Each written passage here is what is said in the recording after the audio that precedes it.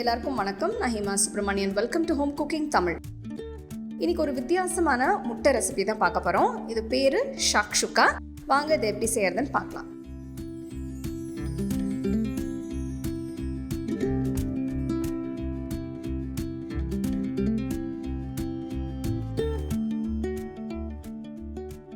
இந்த ஷாக்ஷுக்கா செய்ய ஒரு அகலமான கடாயில் 2 டேபிள் ஸ்பூன் எண்ணெயை ஊற்றி பொடிசா நறுக்கின ஒரு பெரிய வெங்காயம் சேருங்க. ஒரு நிமிஷம் வதக்கிட்டு பொடிசா நறுக்கின ஒரு பெரிய சிவப்பு கலர் குடமிளகாய் சேர்த்துக்கலாம். குடமிளகாய் வதங்குற வரைக்கும் வதக்கிக்கலாம். ஒரு 10 நிமிஷத்தில் நல்லா குக் ஆகிடும். வதக்கும் போது ஸ்டோவை மீடியம்லேயே வச்சு செய்யுங்க.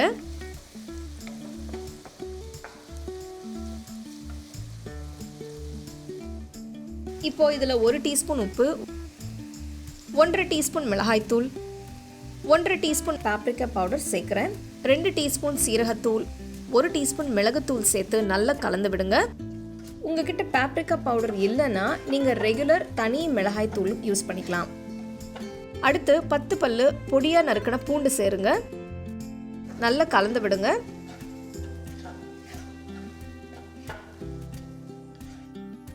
நான் இந்த ரெசிபிக்கு டின்னில் வர தக்காளி யூஸ் பண்ணுறேன். நான் 2 கேன் யூஸ் பண்ணுறேன். இது முழு தக்காளியை தோலோட வச்சுருக்காங்க. 2 டின் ஒரு 800 கிராம் வரும். இந்த கேன் டொமேட்டோஸ் இந்த டிஷ்ஷுக்கு ஒரு நல்ல கலரும் நல்ல ஒரு டேஸ்ட்டும் கொடுக்கும். ஸோ உங்ககிட்ட இந்த மாதிரி கேன் டொமேட்டோஸ் கிடைக்கலனா இல்லைன்னா நீங்கள் ரெகுலராக யூஸ் பண்ணுற தக்காளியை பிளான்ச் பண்ணி கூட இந்த மாதிரி நீங்கள் யூஸ் பண்ணிக்கலாம். கேன் டொமேட்டோஸை நல்லா ஸ்மாஷ் பண்ணி வச்சுக்கோங்க. இந்த ஸ்டேஜில் டேஸ்ட் பார்த்துட்டு உப்பு தேவைப்பட்டால் சேர்த்துக்கோங்க. முட்டையை சேர்க்கறதுக்கு முன்னாடி உப்பு சேர்த்து கலந்து விட்டுருங்க. 5 நிமிஷம் ஸ்டோவ்லேயே சிம்மில் வச்சு கொதிக்க விடுங்க. ஃப்ரெஷ்ஷான கொத்தமல்லியை பொடிசா நறுக்கி தூவுங்க.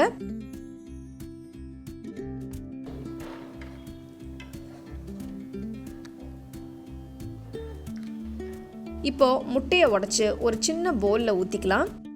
மசாலா கலவையை ஒரு இடத்துல கொஞ்சமாக முட்டை சேர்க்குற அளவுக்கு விலகி விட்டு முட்டையை அந்த பள்ளத்தில் ஊற்றுங்க. இதே மாதிரி ஒவ்வொரு முட்டையை உடைச்சு மசாலா கலவையில் சேருங்க.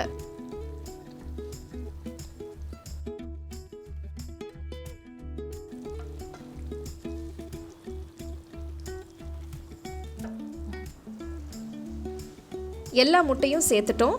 இப்போ ஸ்டோவ் மீடியம் ஃப்ளேம்லேயே இருக்கட்டும். பேனை மூடி வச்சு முட்டையை வேக விடுங்க. இதில் முக்கியமாக பார்க்க வேண்டியது என்னன்னா, முட்டை பாதி வெந்தால் போதும். இந்த ரெசிபிக்கு முட்டை பாதி தான் வேகணும். 2-3 நிமிஷம் ஆனதும் மூடியை திறந்துட்டு எப்படி வெந்திருக்குன்னு பாருங்க.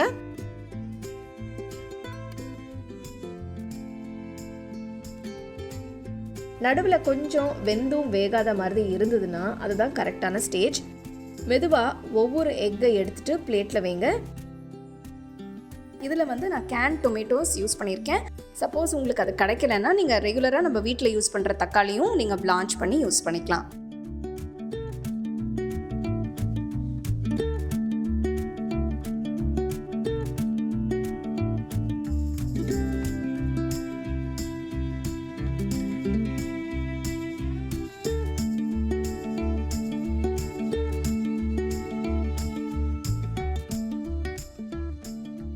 இப்போ நம்ம ஷாக்ஷுக்கா ரெடி ஆயிடுச்சு. முட்டை மேலே லேயர்ஸ் வந்திருக்கு. இந்த அருமையான டிஷ்ஷை நீங்கள் காலையில் பிரேக்ஃபாஸ்ட்க்கு, லஞ்சுக்கு இல்லைன்னா டின்னருக்கு எப்போ வேணாலும் நீங்கள் சாப்பிட்லாம். பாருங்கள், இப்போ நான் முட்டையை கட் பண்ணி பார்க்குறேன். நடுவில் எப்படி ஜெல்லி மாதிரி இருக்குன்னு பாருங்கள். ரொம்ப டேஸ்டியான இந்த டிஷ் கண்டிப்பாக ட்ரை பண்ணி பாருங்கள்.